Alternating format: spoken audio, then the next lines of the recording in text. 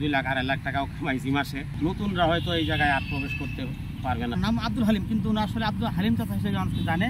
আমরা চাইবো যে উনি যেন আরো উত্তরোত্তর আরো এগিয়ে যান, এই কন্টেন্ট ক্রিয়েটার সামাজিক যে পেজ রয়েছে উনি যেন জনকল্যাণে কাজ করে, এটি আমাদের আসলে প্রত্যাশা রয়েছে। ফেসবুকটা হচ্ছে এবং ইউটিউবে আমি অনেক রিভিউ আগে দেখতাম, এখানে দেখতাম যে অনেক দেশের সুনামধন্য মানুষরা এখানে কন্টেন্ট ক্রিয়েট করতো এবং এখান থেকে একটা টাকা উপার্জন করা যায়। তখন আমি ভাবলাম যে সবাই যদি টাকা উপার্জন করতে পারে তাহলে আমি কেন এখান থেকে উপার্জন করতে পারবো না। মাশাআল্লাহ আমারটা খুব দ্রুতই এগিয়ে গেছে। আমি 2 বছর যাবৎ এই কাজটা করি, মানে ইউটিউব দেখে এবং ফেসবুক থেকেই আমি উৎসাহিত হই এবং আমি মোটামুটি আমি যেসব ভিডিও বানাই বাসার অনেকেই বুড়া বয়স্ক ছোট বড় সবাই দেখে আমার ভিডিও, এর থেকেই আমি আরও বেশি উৎসাহিত হই।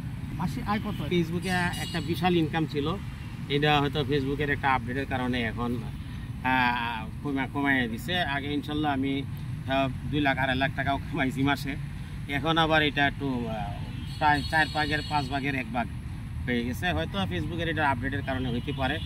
যদি এইটা আগের ইনকামটা থাকে তাহলে আমার মনে হয় আরও নতুন উদ্যোক্তারা এই ফেসবুকে আরও উদ্যোগ নিবে, কিন্তু যেহেতু ফেসবুকের ইনকামটা এখন কমায় দিছে, নতুনরা হয়তো এই জায়গায় আর প্রবেশ করতে পারবে না যদি ইনকামটা না বাড়ে। কেন আপনার এই আমোদ ফুর্তি আমাদের কেন জনপ্রিয়তা পেল? কি উদ্দেশ্য, এখন কি রয়েছে আসলে ভিতরে কি আছে?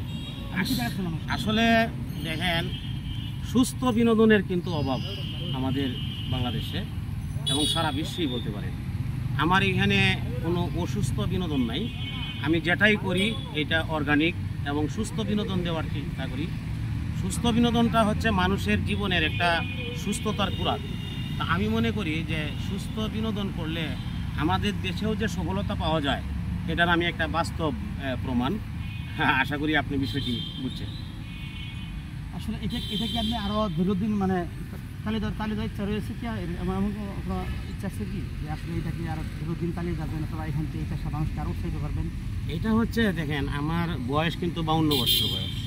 এই বয়সেও যদি আমি ফেসবুক থেকে ইনকাম করতে পারি এবং সুস্থ বিনোদন দিতে পারি, তাহলে নতুন উদ্যোক্তারাও আমাকে দেখে যেন উৎসাহিত হয়। এটার জন্য যদি শরীর স্বাস্থ্য ভালো থাকে তাহলে আমি আরও কিছুদিন করতে পারি ইনশাল্লাহ, যদি মানুষ আমাকে চায়। কিন্তু ফেসবুক কিন্তু একটু আপ ডাউনও করে, হ্যাঁ, রিচ বার কমাও করে।